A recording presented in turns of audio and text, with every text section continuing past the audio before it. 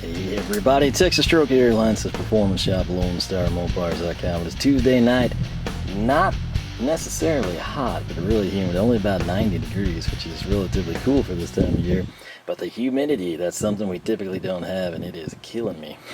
So, gonna try to make this quick. Shouldn't take us too long, but this is definitely something worth showcasing. What we have here, I will have linked down below if you want to check it out, pick it up for yourself, see what else they make, if it'll be something that applies to your life and your interests. But this was something I just happened to stumble upon. I've got a whole bunch going on. I got way too many motors in the shop right now. And subsequently, between trying to find like a really good stand and also trying to find like a good, dolly or cradle type of a thing, I ran into some issues where I wasn't too happy with the offerings, and the ones that are good cost a lot.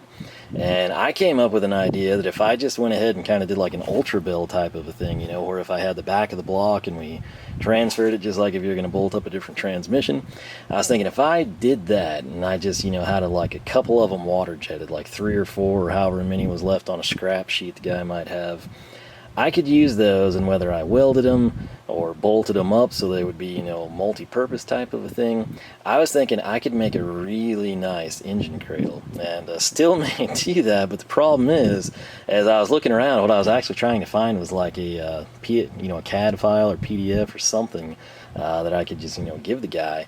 And when I was doing that, I actually found this from ICT Billet. This is what they kind of call like a stand safe adapter type of a deal. ICT Billet up in Kansas, they I guess kind of specialize in LS stuff, which is probably why I've never heard of them, but they do some pretty cool stuff like for machining. I think a buddy of mine has one of their home plates and everything, but pretty much anything billet they can do. And I had seen the company probably like a week prior to this, totally unrelated to this, just AN fittings. There was like some oddball stuff I was trying to track down. As I kept kind of cycling through looking for an option, I saw ICT Billet pop up, and I thought, never heard of that.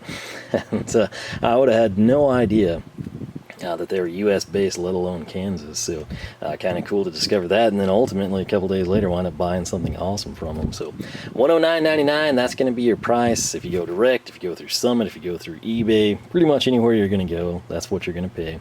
It came packed really well, standalone box. It was drop shipped. I'm sure Chrysler stuff is not their bread and butter, but for whatever reason they got it out fast, or they have them stocked, or they can just whip them out. I don't know, but I was impressed with that. Actually, I think I got it before the Summit stuff, which was cool. But enough rambling, let's get to the big reveal here. And there it is. Anyone that's dealt with a lot of motors and engine stands, you're going to recognize this face, this shape, this series of holes and slots, right?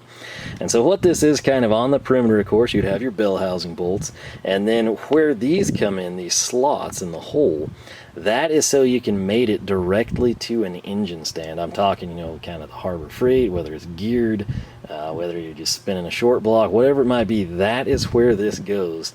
And its sole purpose is to A, be way more secure, B, it's going to drop the center of weight down, right? Like if we have to use those stupid arms, especially on like a big 440, you don't start them right here, right? You got to go all the way out and have them extend and hope they reach. This eliminates all that. And by doing so, like I said, it accomplishes multiple things aside from the fact it looks awesome. But if I spin this, the hardware is included not only to mount this to the stand, but also to your engine. The best thing about this isn't a deal where it's like, well, the 440 fits on here, but I got to go get one for the 360.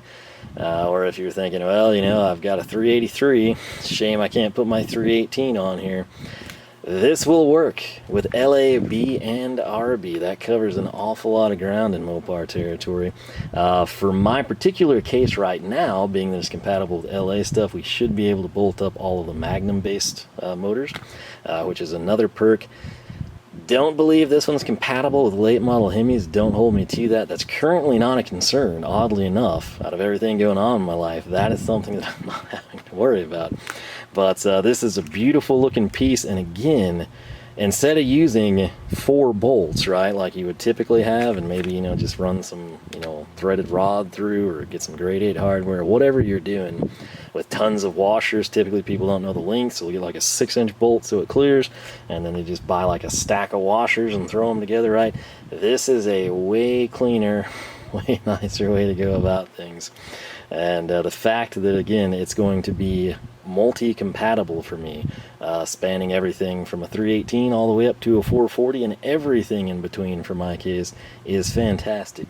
So we're going to go ahead and cut this thing open, take a better look at it. Again, anything billet is typically going to be impressive to look at. It's also nice, I gotta say. I'm sure most of you are probably directing your eyes towards the main product here, but if you look over in that hardware bag, I tell you what, we have some really nice billet spacers too. I'm kind of excited about. So this is actually not quite vacuum, but pretty close to it. So I will awkwardly lean around. And oh, that's nice. Of course, being billet aluminum, it's also lightweight, right? If this was a steel plate, there'd be considerable more heft to it. We've got the finished edge right there. Again, this is smooth. I'm running my thumb, bare thumb, all across there. No chips. It was clearly finished very nice, maybe even tumbled. But you got the ICT logo there. Again, there's your slots. There's your center section. Coming down, you got Mopar 816. I believe that is their part number for this bad boy. And again, spinning her around, that is our backside. So right here we have 2, 4, 7 spacers. You'll also note a whole bunch of hardware. Now the stand that I got in yesterday that was in complete shambles thanks to UPS, it went from Georgia to Texas by way of hell essentially. At least that's what the box would have me believe. I got the thing assembled. I'm missing a few pieces, namely the support braces. But as I was looking at the head, it's a geared head. That's why one of the selling points to me, and then the other one was the way it folded. I preferred that over other options. But I was looking at it, it doesn't have this traditional mumbo jumbo here, right? So my cheap Harbor Freight stuff, yeah, that's exactly what it looks like. This one has fixed drill positions, probably to be a little bit more secure itself. I'm hoping this fits. If it doesn't, this is billet aluminum. We can drill it fairly easily. Even, you know, if you have to go by hand or use like a small press like most hobbyists are going to have.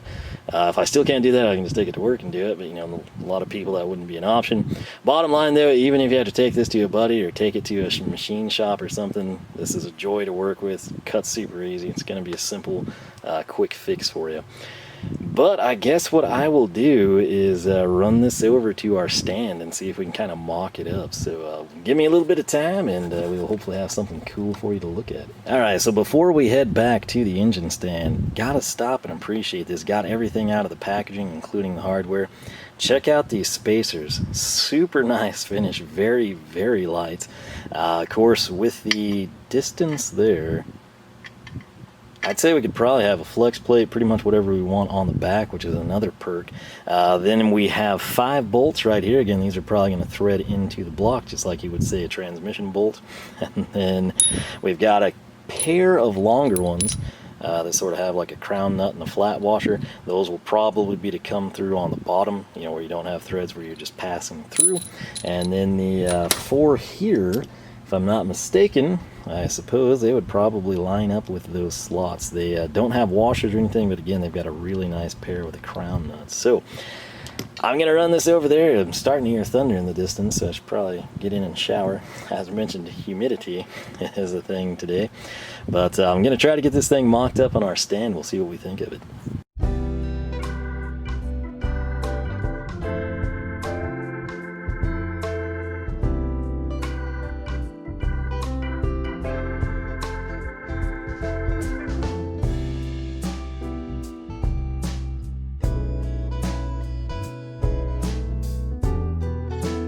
How's that for a glamour shot? Now we do have one small issue, and I do mean small.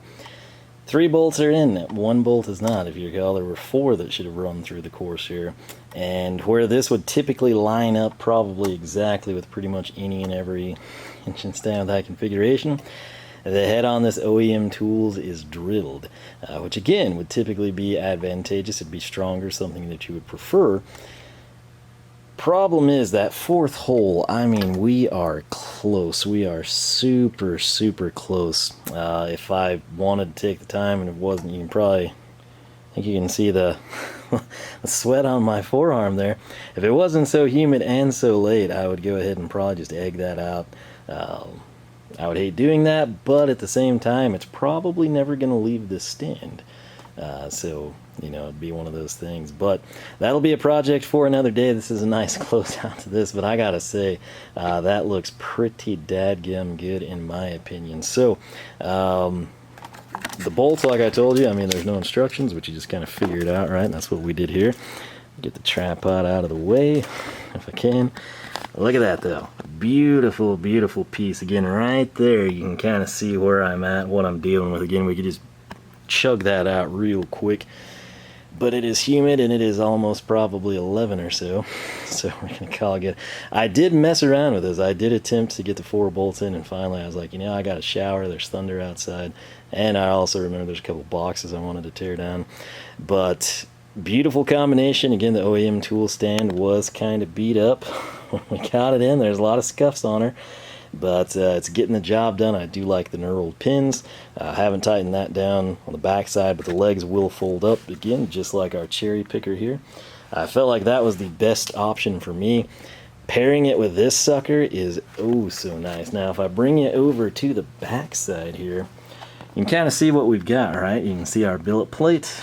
Again, well, obviously, this side has 2. Nuts and bolts, the other has 1, but we're very, very close. I could also drill, you know, I could come in and I could like mark there if I want to. Whatever we want to do, we can make happen. But it's almost symmetrical right here. And I gotta say again, even if you're not a fan of the lime green or the sublime or whatever you want to call it, it looks pretty good, especially with the billet on it, does it not? So hopefully this will be a combination that will serve me well for many, many years. Stand being fairly expensive. And, this thing being something, again, I was going to have cut out for me to make basically one of those, right? Little cradles, rolling dollies. Some I was going to have, I was going to make a couple. Again, I wanted one to be totally fixed, no caster provisions at all, because I wanted it to just be something to ride in the back of a truck or throw on a pallet. And then the others, of course, we're all going to have casters, kind of like that hodgepodge over there. But ICT Billet, they did a cool thing here, even included us Mopar people. I don't know how, don't know why, don't know if it was heavily requested, don't know if it's one of the employees' closet preference, who knows what the story is, but I was pretty happy to come across this thing, and I'm really happy to see it kind of in action. Again, keep in mind, that box down there has all the typical adjustable ears like most engine stands have. This takes the place of it, essentially.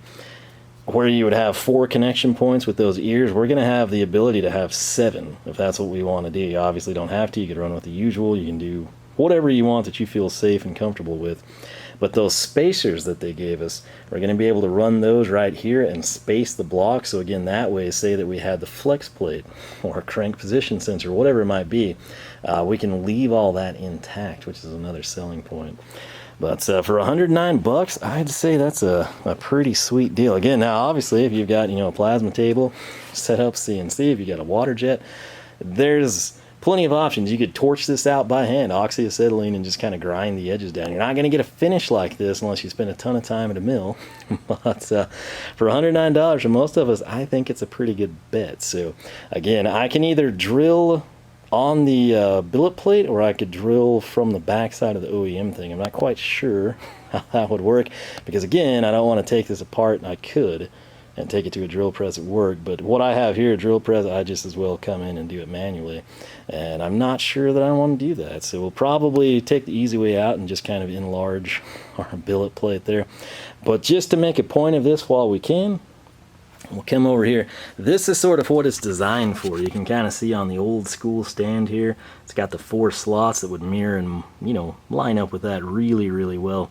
And then, of course, those ears I was referencing right there. The billet spacers versus that. Tell me what you prefer. And again, the billet ones will give us a little bit more cushion than that. So this one doesn't have anything on the back of the block, but right here, our 408s, boom, flex plate, right? So we would have that taken care of.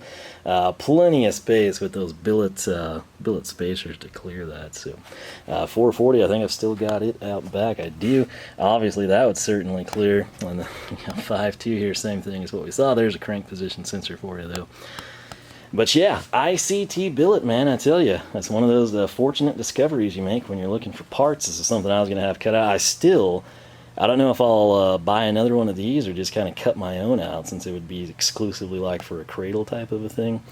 I think you can make a pretty nice cradle that way. But that's what we got. Again, I had no idea these existed. I'm super happy that I do know now. Let me know your thoughts on this. Maybe you've been using them for years. Again, I'm assuming if you're an LS type person or you're LS swapping the world, whatever you have going on, you might have heard of them before me. But hey, fortunate discovery. And again, I would imagine an awful lot of Mopar people have no idea that this is a thing. So pretty sweet little piece, should serve me well, hopefully for years to come. And again, if the stand goes down, we have the plate. We can switch it over to the cheap one. We can build our own, whatever we want to do. It's all bolt on, bolt off, so nothing permanent. So, but that said, I am sweating up a storm. I'm gonna get inside and shower. Hope you enjoyed. Hope you learned a little something. Again, if you have first-hand experience with these, let me know your thoughts. If you're seeing it for the first time, also let me know. Are you blown away? Do you love it? You think, man, why didn't I think of that? Are you like me and you're going to have these made, or maybe you've already made some and then you see this? Is this more economical for you, or do you prefer the aesthetics and the finish enough to justify biting the bullet and purchasing it versus making it yourself? All that type of stuff, leave it down below.